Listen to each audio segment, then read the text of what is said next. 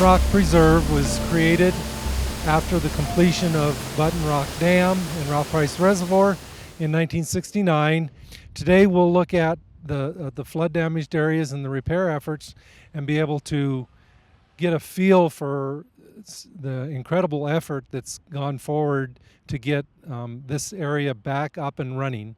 The preserve area, in addition to being a recreational activity, its primary purpose is a protected watershed, which provides approximately 2/3 of the water supply for Longmont and the town of Lyons for their water utility customers.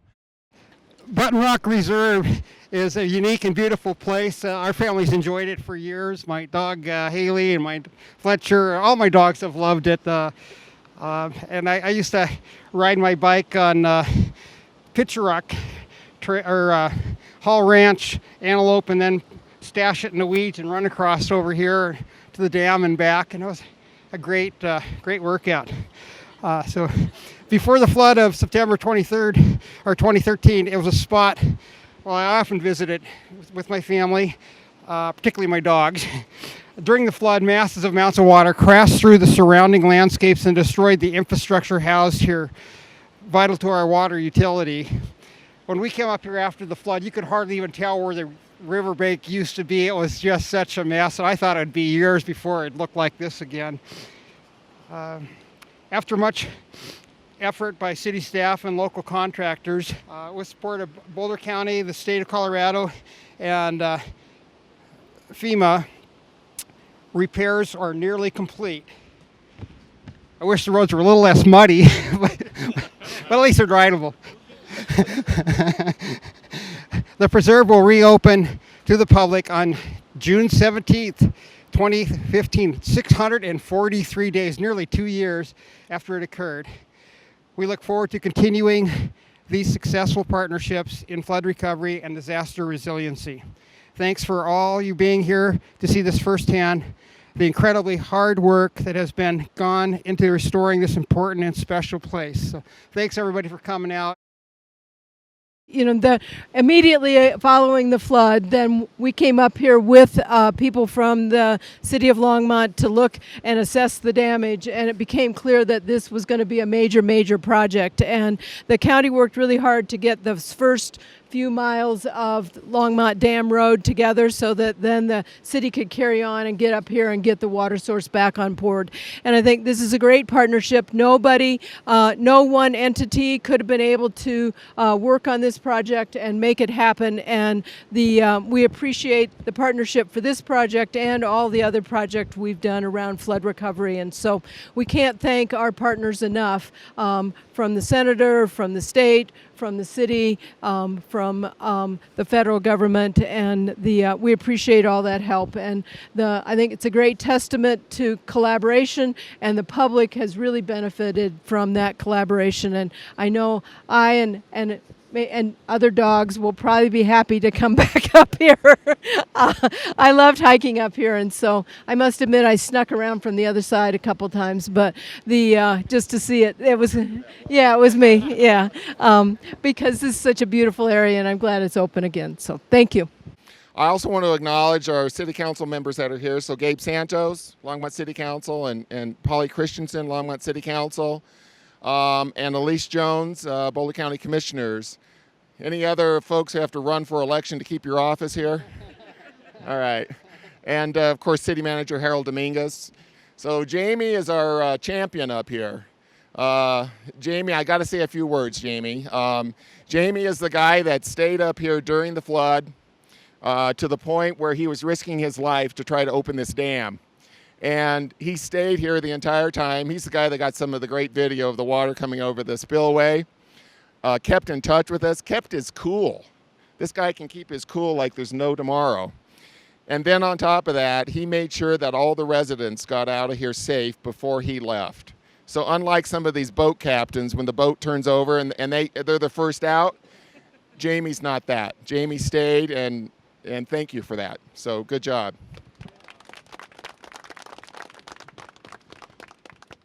I think when we first got up here, none of this was here. The river had cut itself from canyon wall to canyon wall and was had subsided by the point that we got up here. But, there was no parking lot left, no road left through many stretches. And, the first step was to get a four-wheel drive access back up through this corridor. We did that by importing a lot of material and just dump truck loads of rock being dumped in and spread out right back where the water was, and putting a road over the top of that.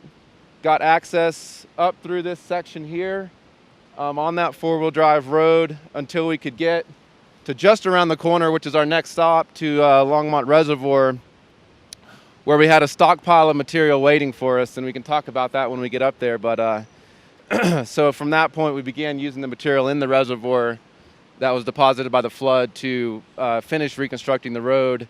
As it was mentioned, this is kind of really the county portion of road up to this point, and so once the city worked with the county to get a four-wheel drive road, the county came in immediately after that and kind of began getting the road back up to the pre-flood grade. At one point in time, there was really more iron in this whole stretch of corridor than what you'd see in a long period of time. You had CDOT down working on their stretch of the highway, the county working on their stretch of the road, and then the city working on their stretch of the road. And there was really a lot of material being moved and a lot of work being done. A little bit of perspective, that's a 20-foot wide by 10-foot box culvert just down the road. Of course, it didn't pass the entire flood, and so it washed out the road on both sides of the culvert, and it was completely exposed. And so to get any further past that, you kind of had to climb up over it and then back down again and up the road. So it gives you a little perspective, the power of the water that just took all that out. And I think there's some pictures in your packet of that culvert being exposed. And to give you the perspective, it's a 10-foot tall culvert, so you can imagine how much material was moved. I just wanted to make a note about the recreational amenities. I'm sure as you're looking around and as you drive, you'll notice they're really not all here yet. So we're going to be working on those through the summer. We do have some temporary toilets out here. We just feel it's a point that the area is safe enough for the public, so we wanted to be able to open it up as soon as we can. We know there's a huge demand, but there is a lot of work left to be done out here. So just as you notice as you drive around, it'll be by the end of the early fall, we'll have everything in, including the handicap fishing pier and all the amenities we had before. It completely filled the entire reservoir with sand and gravel, completely filled over our pipe. Our pipe comes out about 10 feet underwater right down here and goes around the side of the mountain. We call it our north pipeline. Completely filled this up to a point where it was actually about 3 feet higher than the top of the diversion dam, and had completely cut off our water supply from the North St. Vrain, which is currently our primary water supply. Ken, how deep is this, or how deep was it? It's 30 feet deep before the flood, and 30 feet deep now. And so I'll let Josh talk a little bit about what we had to do. You can see what it took to get up here from the earlier pictures. Once we got there, Josh will describe the activity to get it back running. Yeah, as Ken mentioned, there was about 70,000 cubic yards of material deposited in the reservoir, so the dam served as a place for the river to deposit all the material it was carrying from upstream in this location. And so around the bend, kind of at the beginning of the reservoir where the creek starts to drain into the reservoir,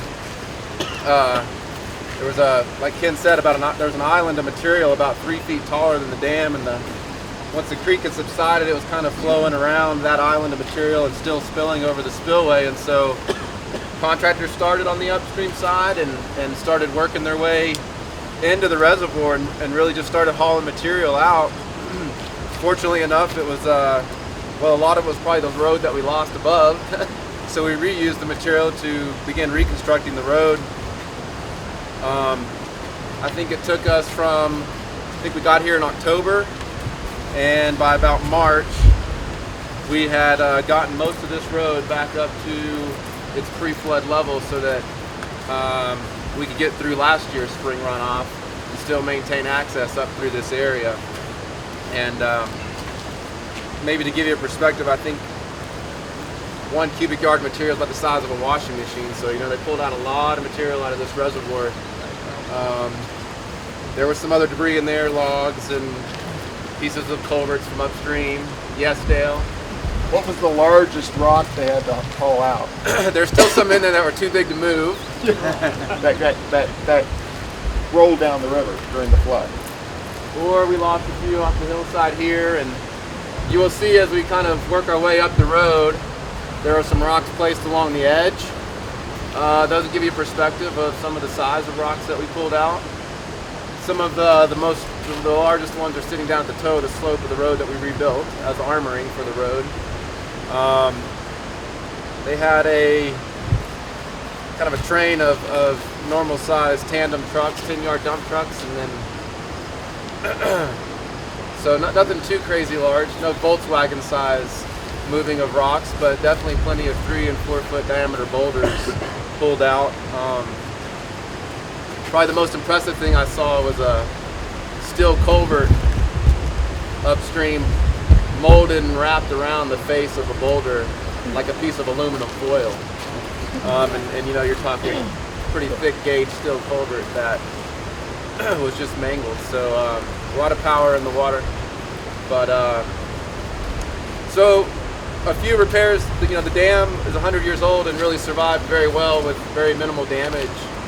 We replaced the low-level outlet gate and some handrail, and there's actually some flash boards across the top of the dam that help raise the water level another 3 feet, so we can push water down the pipeline that we replaced. But other than that, the infrastructure at the dam itself held very well, and we just really had to make the effort of getting all the material back out again to restore the volume for diversion of water back into the pipeline.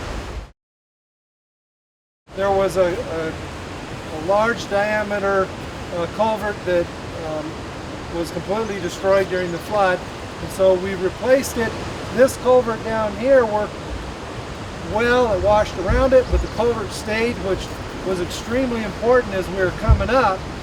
All we had to do is put a little material on each side of that culvert.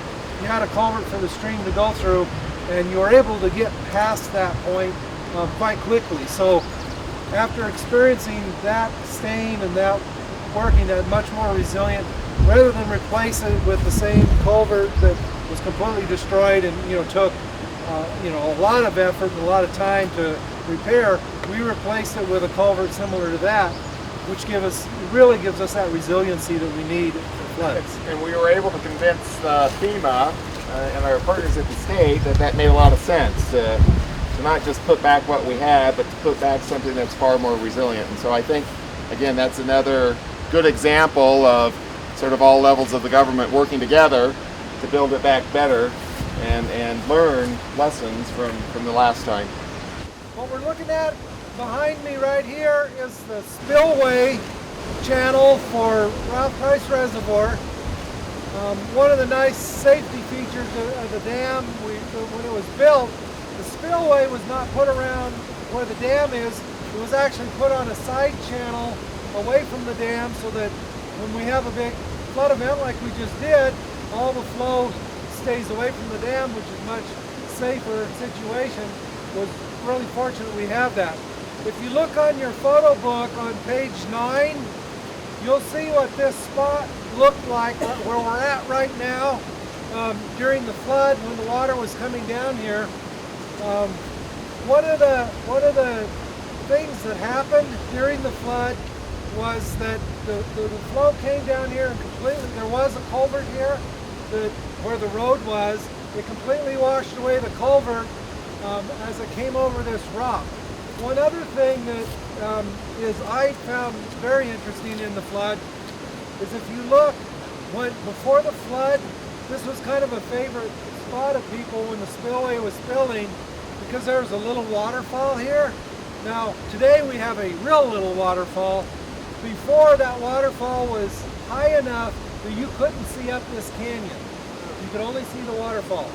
If you look on the side of the rock here, you can see the rock that doesn't have lichen on it. That's how far down it pulled rock out of this spot right here during the flood. So it's significant departure from what it looked like before the flood.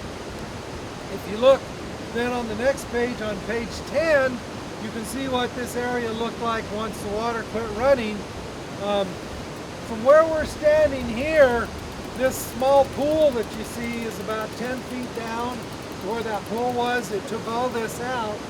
And when we got in, we needed to, our first way we could get in with that road washed out was to come through the Hall Ranch. There's a road that comes down to the base of the dam, and we could get down to right here, and we had to get across this pool.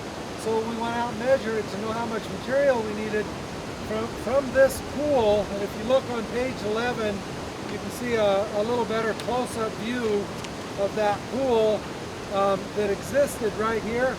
It was 17 feet deep from the surface down, so you really lost almost 30 feet from here down to, a three-story building dredged out right here because of the force of the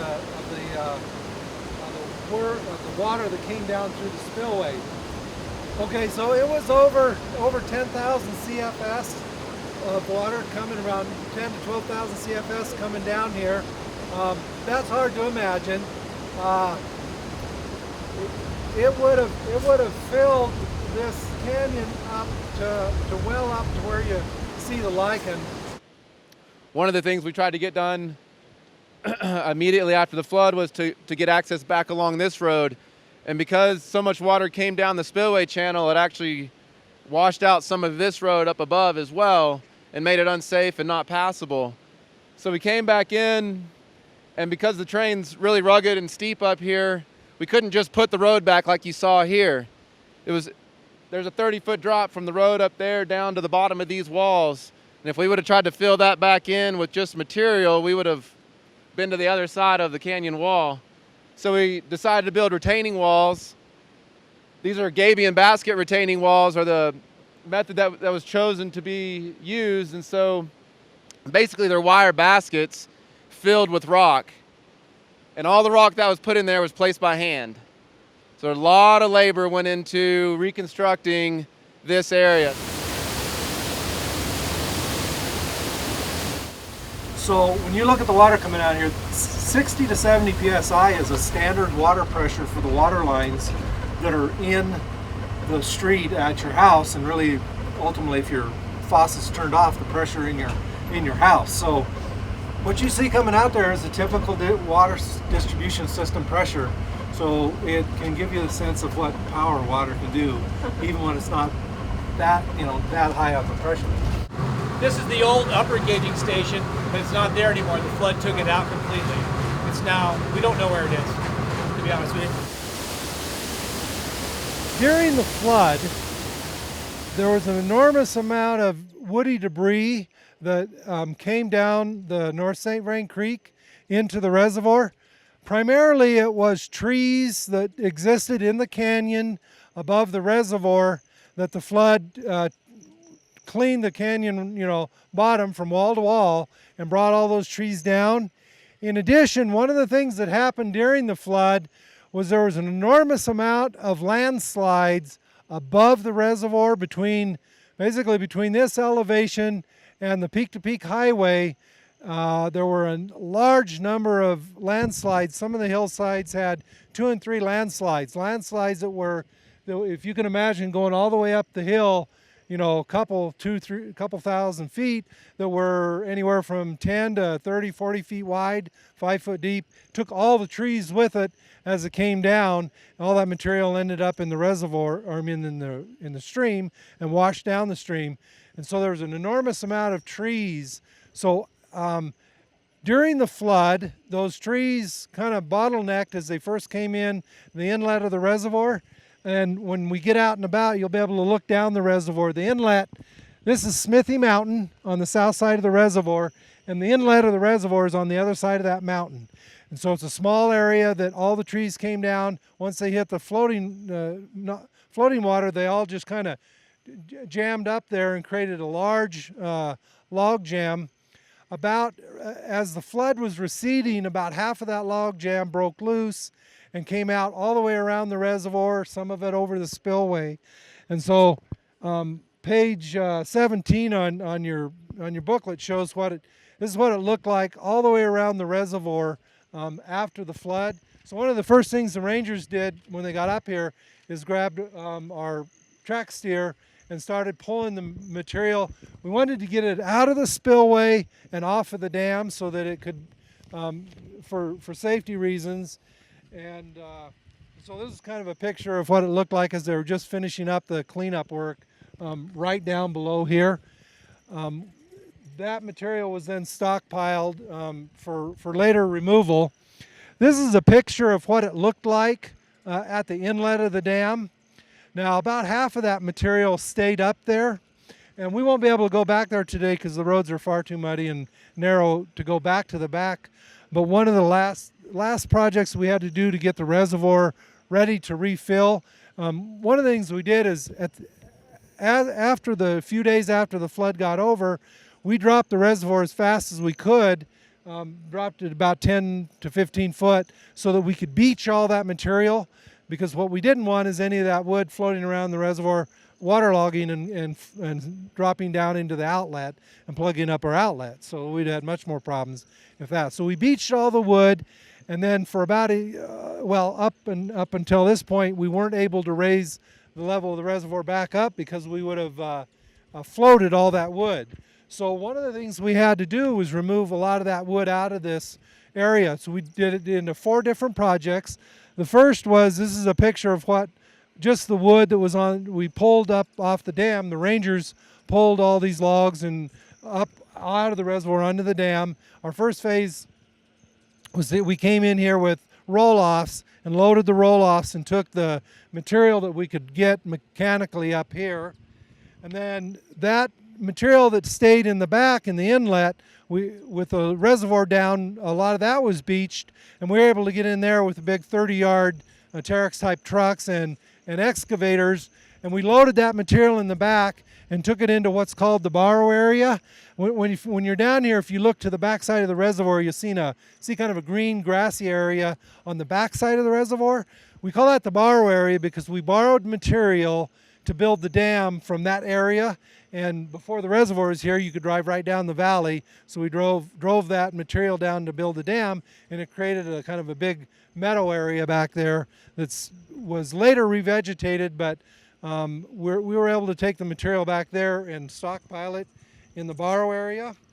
The third phase was there was over 1,500 large diameter trees on the shoreline of the reservoir and tens of thousands of smaller trees on the reservoir.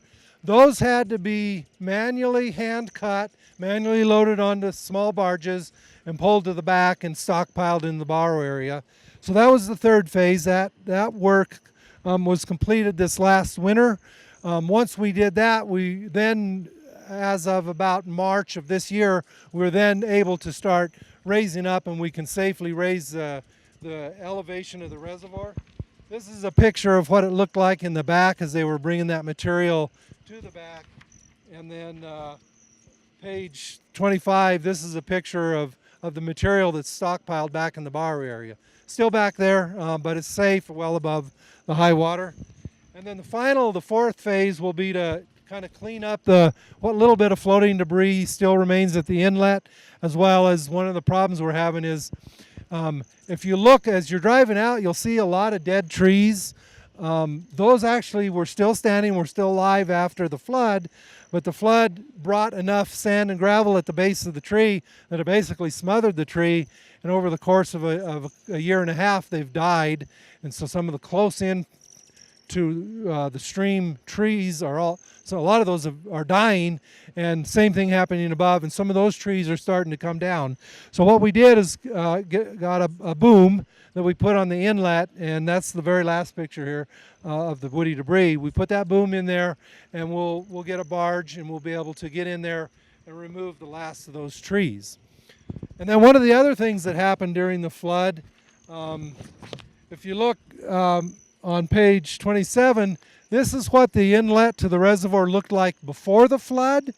The channel went quite a ways past where it does now, but during the flood, a lot of granular material came down the North St. Vrain Creek. There's about 350,000 cubic yards of material came into this area. So The area that you're looking on this picture, which is water, today looks like this picture, which is granular material that was deposited, and once it hit the reservoir, you didn't have the velocity to move it, so it deposited it. At the point, if you look at this picture, at the point where the granular debris intersects with the current reservoir, which is the start of the water now, before the flood, it was 65 foot deep. So there's at that point, there's 65 feet of granular debris in the reservoir. Then last spring, if you look at this picture, where it was a fairly flat, last spring's runoff went through that granular area and cut a channel through there about 20 foot deep and moved that material further into the reservoir. So that's one of the things we're studying right now. We're documenting what's happening to that sediment transport. Over time, it will continue to move a little bit, but it is starting to stabilize, and we'll see what it looks like after this spring's runoff, after a second runoff. But it is one area where there's still movement and things going on as a result of the flood.